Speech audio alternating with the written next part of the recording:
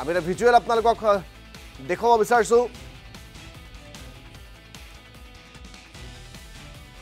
এটা বিশেষ ভিজুৱেলছ এই মুহূৰ্তত আমি আপোনালোকক দেখুৱাৰ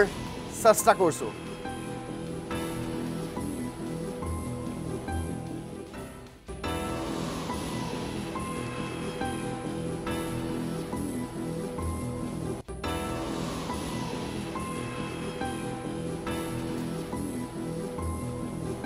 আমি আপোনালোকক এই মুহূৰ্তত গোটেই বিষয়টো সন্দৰ্ভত সবিশেষ জনাবলৈ নিউজ ডেস্কলৈ লৈ যাম নিউজ ডেস্কৰ পৰা আমাৰ সৈতে সংযুক্ত হৈছে আমাৰ সাংবাদিক মৃণাল কুদ্দুছ মৃণাল মই আপোনাৰ কাষলৈ আহিছোঁ আৰু দেখিবলৈ পোৱা গৈছে যে ৰাজস্থানৰ জয়ছেলমেৰৰ পৰা আৰম্ভ কৰি যিসমূহ স্থানত কালি পাকিস্তানে আক্ৰমণ কৰিবলৈ চেষ্টা কৰিছিল সেই স্থানসমূহলৈ এতিয়া সেই স্থানসমূহত মেডিকেল এলাৰ্ট জাৰি কৰা হৈছে তাৰ সমানে সমানে যদি ক'বলৈ যাওঁ চিন্তুমণি শইকীয়াই এটা কথা কৈছিল মৃণাল কুদ্দুছ যে গুৱাহাটী মহানগৰীৰ ৱাৰ্ডে মক ড্ৰিল কৰাৰ ব্যৱস্থা কৰা হৈছে মুঠৰ ওপৰত যুদ্ধৰ আশংকা যিমানেই অধিক ঘনীভূত হৈছে আৰু অধিক যিহেতু যুদ্ধ দীঘলীয়া হ'ব বুলি এটা আশংকা কৰা হৈছে গতিকে ৰাইজক সাজু কৰোৱা হৈছে মেডিকেল এলাৰ্ট জাৰি কৰা হৈছে ক'ৰবাত ব্লেকআউট কৰা হৈছে মই গোটেই কথাখিনি আপোনাৰ পৰা জানিব বিচাৰিম মৃণাল কুদ্দুছ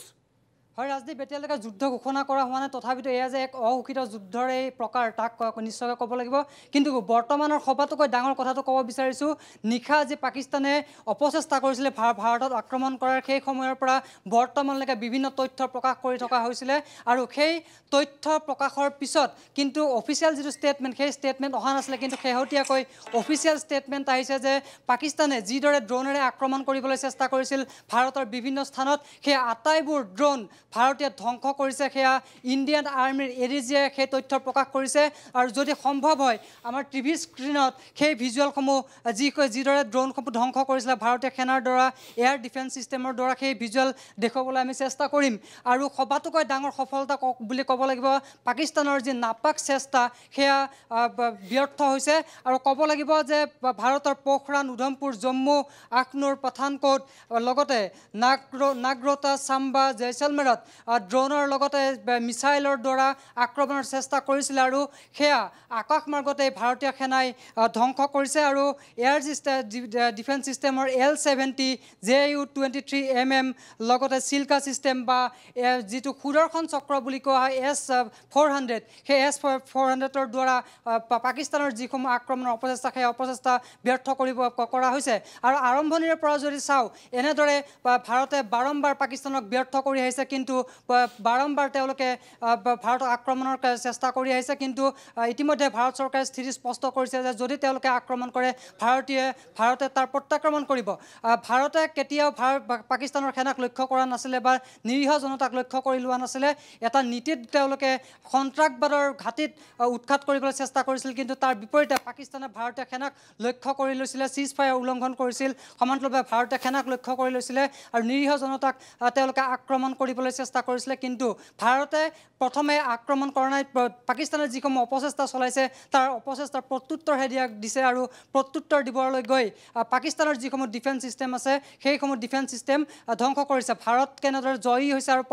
পাকিস্তান কেনেধৰণে পৰাজয় হৈছে সেয়া দুটা কথাৰ পৰাই অনুমান কৰিব পাৰি পাকিস্তানে যিদৰে আক্ৰমণৰ চেষ্টা চলাইছিলে সেইসমূহ ব্যৰ্থ কৰিছে ভাৰতৰ এয়াৰ ডিফেন্স ছিষ্টেমে তাৰ বিপৰীতে পাকিস্তানৰ যি ইছলামাবাদত এয়াৰ ডিফেন্স ছিষ্টেম আছিলে সেয়া ধ্বংস কৰি থৈছে ভাৰতীয় ড্ৰোনৰ দ্বাৰা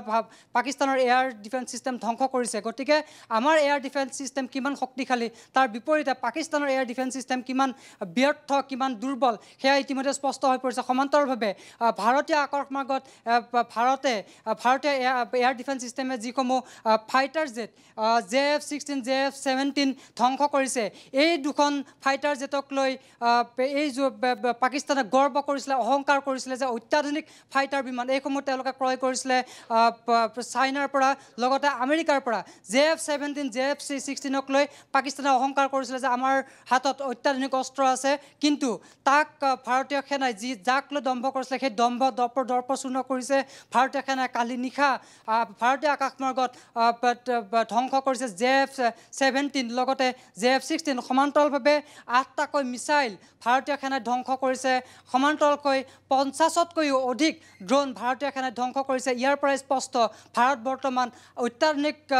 সা সৰঞ্জামৰে কিমান শক্তিশালী আৰু পাকিস্তান কিমান দুৰ্বল আৰু ক'ব লাগিব আৰম্ভণিৰে পৰা ভাৰতে জয়ী হৈ আহিছে কূটনৈতিক দিশৰ পৰাই হওক অৰ্থনৈতিক দিশৰ পৰাই হওক ইতিমধ্যেই পুৱা এটা খবৰ আহিছে যে IMF-ত পাকিস্তানৰ যি অৰ্থনৈতিক পেকেজ সেই অৰ্থনৈতিক পেকেজ বন্ধ কৰাৰ বাবে আবেদন কৰিব ভাৰতে সমান্তৰালভাৱে IDB ইণ্ডিয়ান ডেভেলপমেণ্ট বেংকৰ যি অৰ্থনৈতিক পেকেজ আছে সেই পেকেজৰ ক্ষেত্ৰতো ভাৰতে বিৰোধিতা কৰিছিলে আৰু অৰ্থনৈতিকভাৱে যি পাকিস্তানক দুৰ্বল কৰাৰ চেষ্টা সেই চেষ্টাত ভাৰত সমৰ্থ হৈছে সমান্তৰালভাৱে প্ৰথমতেই সিন্ধু নৈৰ পানী বন্ধ কৰি যি এক কূটনৈতিক বিজয় সেই বিজয় ভাৰতে বিজয় লাভ কৰিছিলে তেওঁ প্ৰথমে পানী বন্ধ কৰিছিলে তাৰপিছত পানী এৰি পাকিস্তানক হাৰাশাস্তি কৰাৰ এক চক্ৰান্ত ক্ষমা কৰিব যি ৰণকৌশল সেই ৰণকৌশল তেওঁ প্ৰস্তুত কৰিছিলে আৰু সেয়া জয়ী সাব্যস্ত হৈছে আৰু সমান্তৰালভাৱে কূটনৈতিকভাৱে ভাৰতে অন্যান্য যিসমূহ শক্তিশালী দেশ জাপান ফ্ৰান্স বা আমেৰিকা সেইসমূহ দেশৰ লগত সুসম্পৰ্ক বজাই ৰাখিছে আৰু আটাইকেইখন দেশেই প্ৰায় ভাৰতৰ সমৰ্থনতে থকা দেখা পৰিলক্ষিত হৈছে আন এটা পাকিস্তানৰ পক্ষত কোনো এখন উন্নত দেশ বৰ্তমান থকা পৰিলক্ষিত হোৱা নাই সেয়া যিকোনোৱে দেশেই হওক তুৰ্কীয়ে সাধাৰণতে পাকিস্তানৰ লগত থকাৰ কথা ব্যক্ত কৰিছে যদিও তেওঁলোকে কথাৰেহে থাকিব অন্য দিশৰ পৰা যে তুৰ্কী পাকিস্তানৰ লগত নাথাকিব সেয়া ইতিমধ্যে পূৰ্বৰ যিসমূহ তুৰ্কীৰ স্বভাৱ সেই স্বভাৱৰ পৰা অনুমান কৰিব পাৰি আৰু ক'ব লাগিব এই ক্ষেত্ৰত বিশেষ বৈঠক ইতিমধ্যেই হ'ব কেন্দ্ৰীয় গৃহ মন্ত্ৰীৰ সমান্তৰালভাৱে প্ৰতিৰক্ষা মন্ত্ৰী ৰাজনাথ সিঙে তিনিও যি সেনাৰ প্ৰধান আছে সেই তিনিও সেনাৰ প্ৰধানৰ সৈতে বৈঠকত মিলিত হ'ব আৰু সমান্তৰালভাৱে ভাৰতক প্ৰতিৰক্ষা কৰাৰ ক্ষেত্ৰত যিসমূহ ব্যৱস্থা আছে সেই ব্যৱস্থা কৰাৰ ক্ষেত্ৰত সকলোখিনিয়েই ভাৰত চৰকাৰে কৰা পৰিলক্ষিত হৈছে ৰাজদীপ নিশ্চয়কৈ মৃণাল কুদ্দুছ আপোনাক এই মুহূৰ্তত ধন্যবাদ জ্ঞাপন কৰিছোঁ